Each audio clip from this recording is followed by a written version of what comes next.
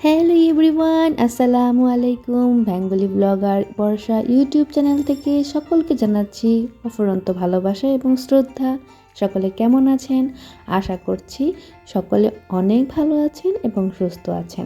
আমি বর্ষা একদমই সকাল সকাল চলে এসেছি নতুন আরও একটি ব্লগ ভিডিও নিয়ে। আছি সাজেকে লুসাই গ্রামে এবং আজকে আপনাদেরকে এই সাজেকের লুসাই গ্রামটাকে সুন্দর করে ভিজিট করে দেখানোর চেষ্টা করব যতটুকু আমার সাধ্যের মধ্যে ছিল। আশা করি আপনাদেরও ভালো লাগবে।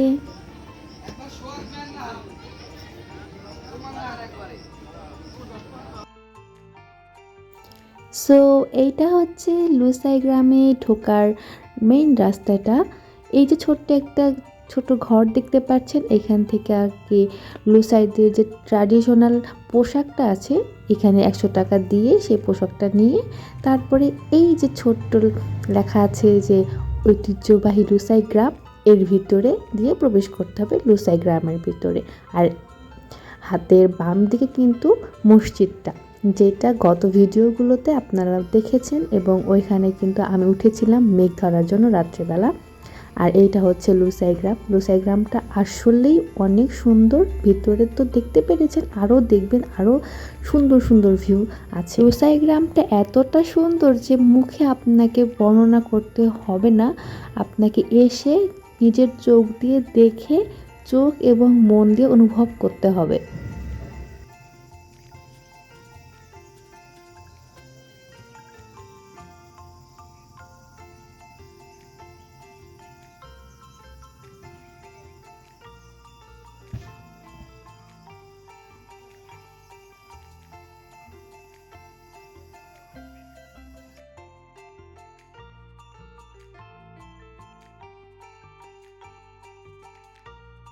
লুসাই গ্রামে এসে প্রথম মেইন ফটকেই আমি শিউলি ফুল গাছ দেখতে পারি। আমার এত পছন্দের শিউলি ফুল কি বলবো, হাতে নিয়ে আমার প্রাণ জুড়িয়ে গিয়েছিল। হাতে নিয়ে তো আমি তার ঘ্রাণ শুকছিলাম আর দেখছিলাম যে এত শিউলি ফুল, আল্লাহ কি বলবো, কত যে মিস করেছি আমি, কারণ এই শিউলি গাছটা কিন্তু আমার শ্বশুর বাড়িতেও ছিল।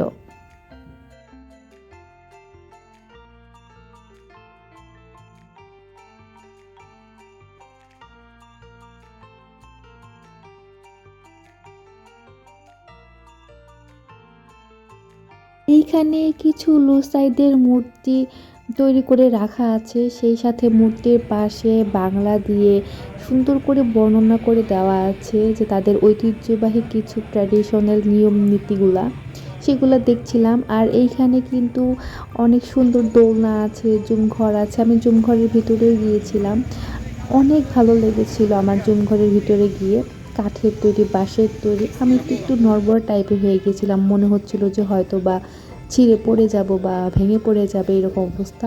খুবই সাদা মাটা একদমই ঘরগুলো।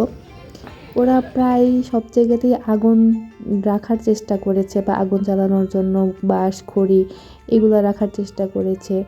ছোট্ট একটা চকি আছে শোয়ার জন্য, মানে স্বাভাবিক সাধারণ জীবনযাত্রা যেরকম হয় সেই রকম জিনিসপত্র রাখার চেষ্টা করেছে।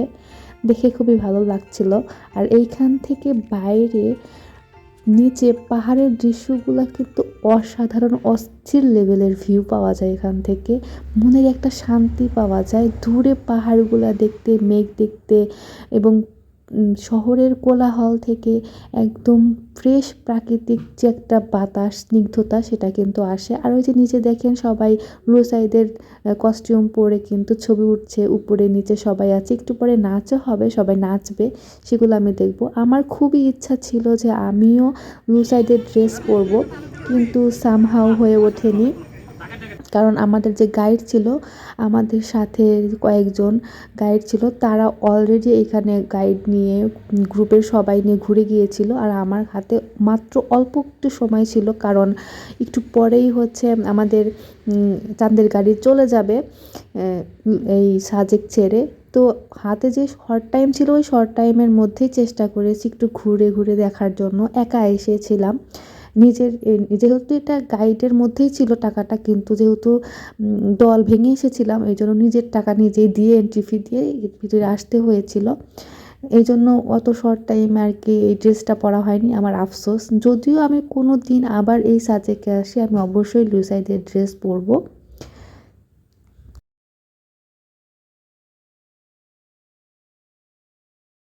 এইটা অনেক ঐতিহ্যবাহী একটা ঘর।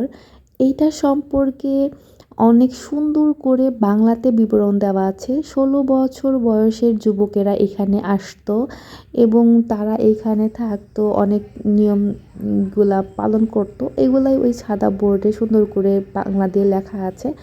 এখানে আমি দেখলাম যে তাদের যে ঐতিহ্যটা ছিল সেটা তারা যখন তাদের শিক্ষাকে বাইরের মানুষ আস্তে আস্তে জানতে শুরু করলো, তখন থেকে তাদের এই সংস্কৃতিটা বিলুপ্ত হওয়ার পথে চলে গেছে, এরকম একটা কিছু লেখা আছে ওইখানে।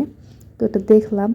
আর আমি যেই মেইন পয়েন্টগুলোতে ছবি উঠবো যখনই যাই তখনই দেখি যে মানুষ এসে ওইখানে দাঁড়িয়ে পড়েছে, আমার আর ছবি ওঠা হয় না। এই জন্য আমি ভিডিও করেছি, কিছু ছবি নিয়েছিলাম, ক্লিপ নিয়েছিলাম সেগুলা।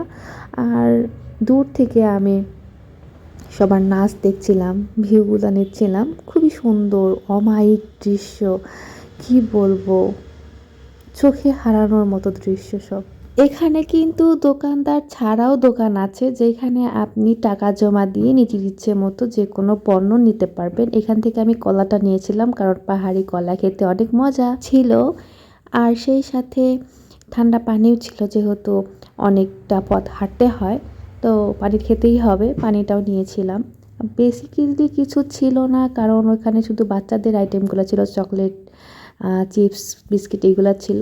তো কলাটা হেলদি মনে হয়েছিল এই জন্য কলাটা খেয়েছি, আর পানিটা তো মাস্ট লাগবেই। এই তো, আর এইখানে যে সবাই স্টেজে উঠে নাচানাচি শুরু করে দিয়েছে যার যার মতো, এগুলো দেখতে থাকেন আর আমাকে বিদায় দিয়ে দেন, আমি চলে যাই। দেখা হবে অন্য কোনো ব্লগে। ঠিক ততদিন পর্যন্ত ভালো থাকবেন, আমার জন্য দোয়া করবেন, সকলের জন্য অনেক দোয়া রইলো, ভালোবাসা রইলো। আল্লাহ হাফিজ।